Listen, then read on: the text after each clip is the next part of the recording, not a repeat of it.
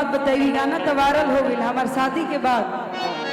और हमार शादी के बाद हमार फोटो पर कमेंट्स आवेला है कि दीदी तनी ऐसा फटुआ दिखा दी जे कमर में सड़िया पहनावेले, मतलब हमारे हस्बैंड जी का। तो हम हमारी गाना के वायरल कैला के बाद हमारा के लोग हेमा पांडे ना इहे नाम से कमेंट्स खूब करेला।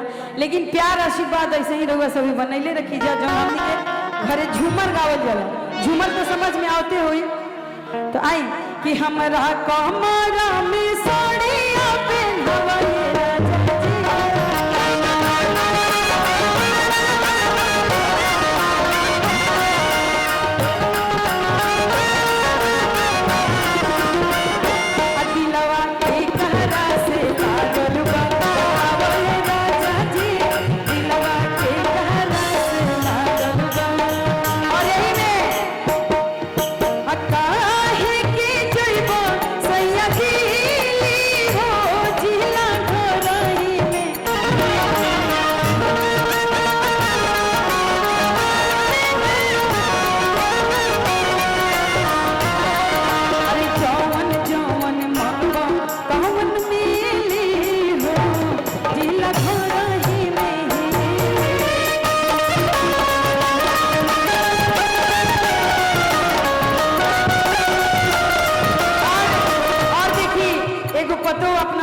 कहतिया कि हमरा चोटिया से लाठी कोइले चोट हो बनवा डूबरा गइले।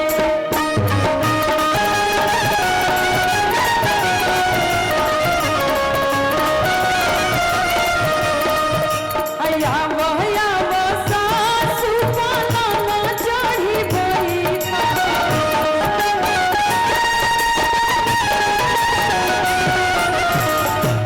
अपना बबुआ के हो लिख दिया हो बनवा डूबरा गइले।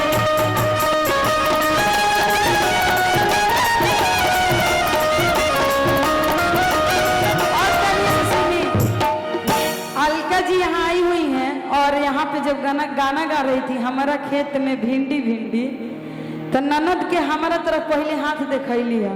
तो इनके पर एगो हम गावल चाहतनी, भौजी लगी है हमार। आई आई भैया सुन ली पहले, मनोहर भैया पहले सुन ली 2 मिनट में। हाँ हम मन से उतरते बने। हाँ कि अलका खही बुनकिया मोटई बुकई ए भौजी खही बुना पिया मोटई बुकई।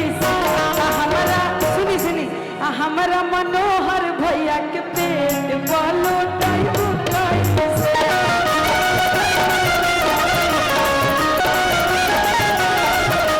भौजी कई बुना पिया मोटई बुकई से।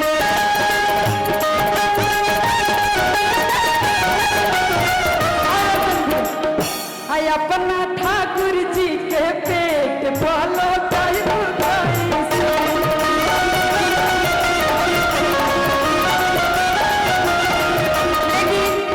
देखी सोहर के डिमांड बा भी इंस्टाग्राम में ट्रेंड में चलता कि हमारा बबुआ हुई है तो तोहरा के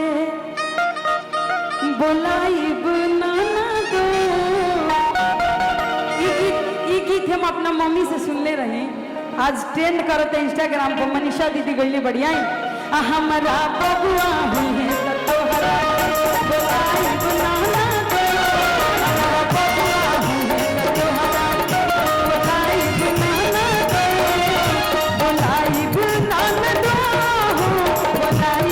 नाना दो।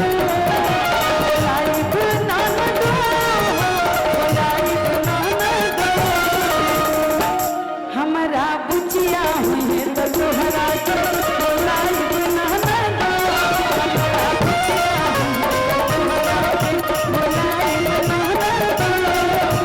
बुचिया भैया मांगे ना नदिया कंगनवा ताजर के परैया। नदिया कंगनवा ताजर के। और देखिए टाइम ज्यादा नहीं है, सोहर के भी हिने से डिमांड रहे। बाकी पूरा गाना सुने खातिर रउआ सब यूट्यूब पे सर्च मार ले हम जा लाइव में हमर बा। लेकिन बधैया बाजे अंगनैया बधैया बाजे अंगनैया बधैया बाजे अंगनैया आज अंगनैया हो आज अंगनैया आज अंगनैया हो आज अंगनैया बधैया बाजे अंगनैया बधैया बाजे अंगनैया बधैया बाजे अंगनैया अजन में है कृष्ण गोपाल हो जी बाटो बधैया अजन में है कृष्ण गोपाल हो जी बाटो बधैया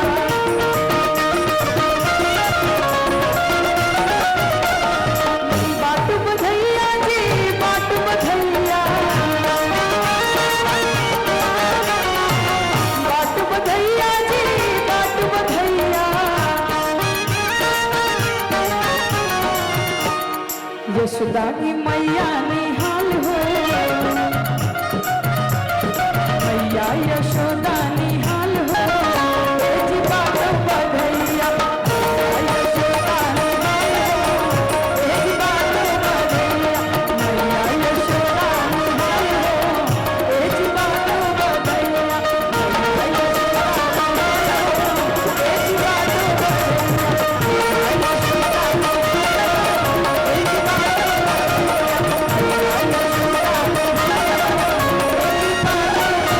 बहुत बहुत धन्यवाद।